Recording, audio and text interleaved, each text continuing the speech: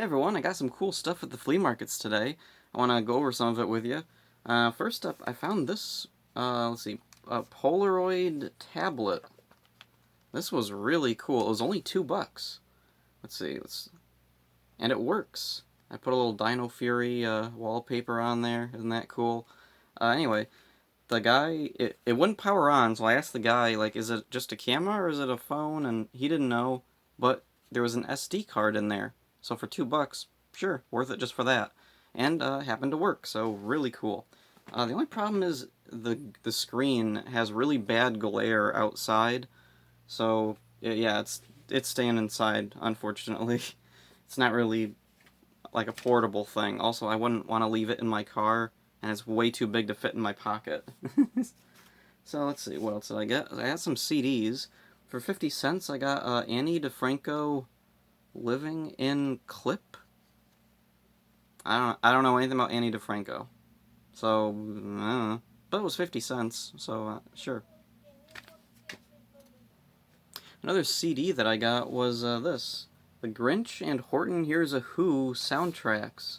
Look at all the cool stuff on there. I never knew they made Dr. Seuss soundtracks. That is really cool. So anyway, inside there's like this little booklet, which has a bunch of cool images, like straight from the cartoon, and an interview with Chuck Jones. That's really neat. So I'm definitely gonna have some fun with this. This is really neat.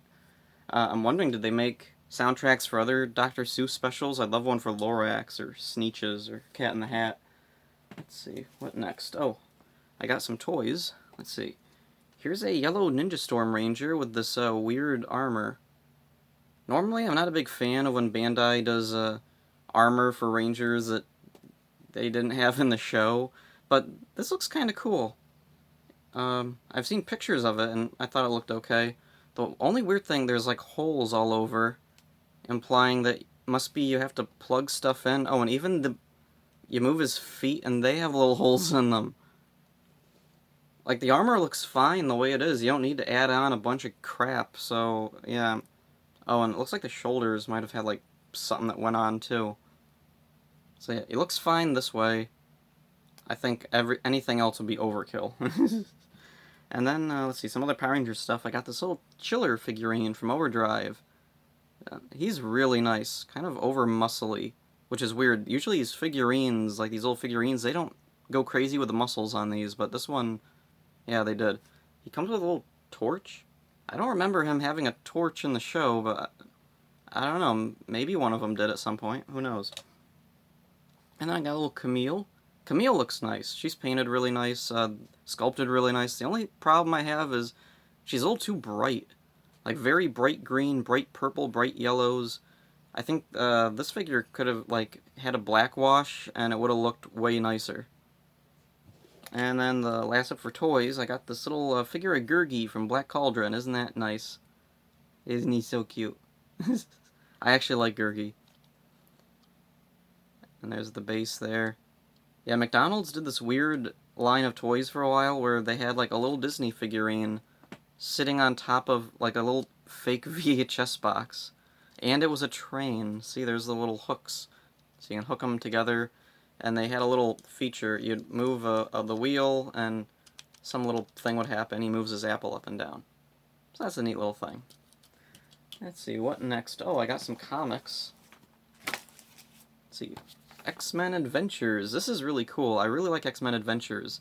They were adaptations of the cartoon, which itself was an adaptation of the comic. So it's really interesting to read this comic based on the cartoon, based on the comic.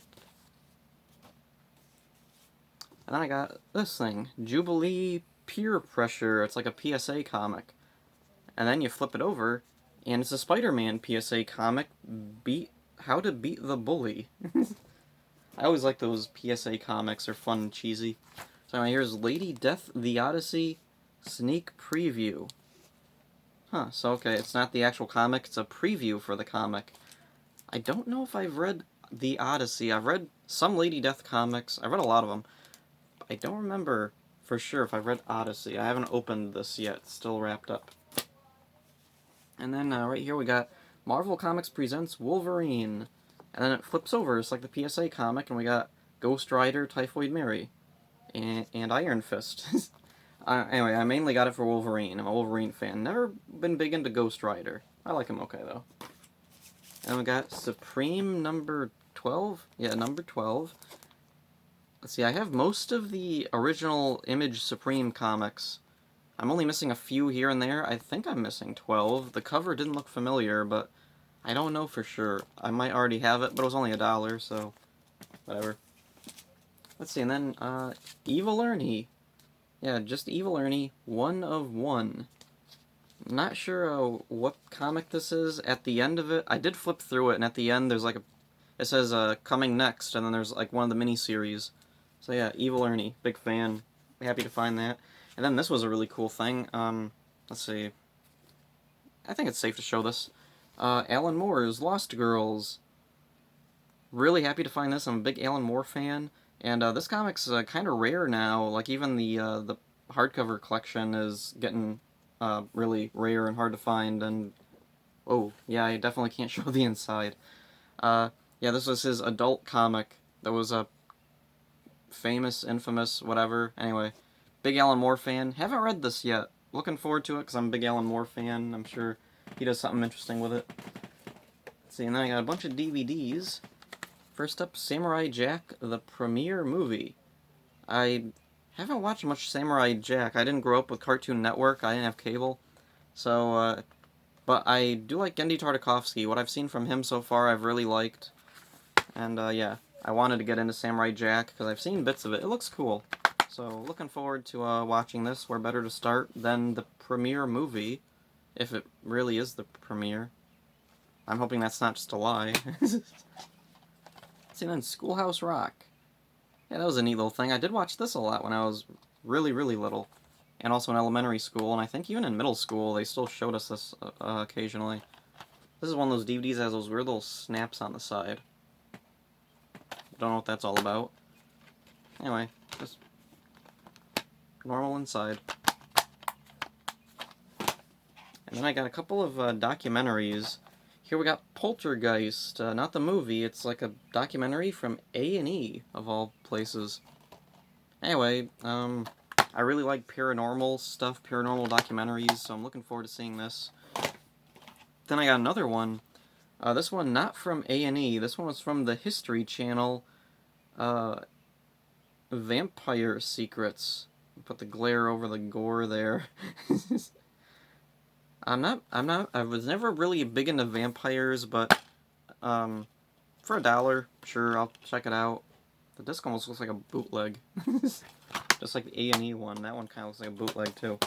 So, last up, I got, a Goofy movie on DVD. This is really cool. I'm a big fan of Goofy movie and Goof Troop. I know I think there's a Blu-ray that has both Goofy movie and Extremely Goofy movie, but, and if I find that cheap, I'll get it, but for now, I'm happy to own this, because this is the one I like. I never really cared too much for Extremely Goofy movie. Like, it's a fine movie. I just... eh. So, yeah. Oh, and one of the weird things, there's this fish on the cover they gave a face to, and the way they drew him, he looks like he'd be a character. Huh. Yeah, that's weird. I don't know what the deal is with that fish. Oh, and also Max on the back looks really off-model. His Powerline and Goofy look okay. Max looks a little weird. So yeah, anyway, Goofy movie. Really love this. Happy to have it on DVD. It's an upgrade from the tape that I have. And yeah, that's all the stuff that I got at the flea market, I think. Let me check. Oh, did I talk about this yet?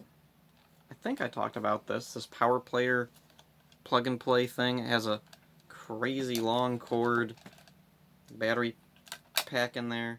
It looks like a Nintendo 64 controller, but it isn't. Yeah.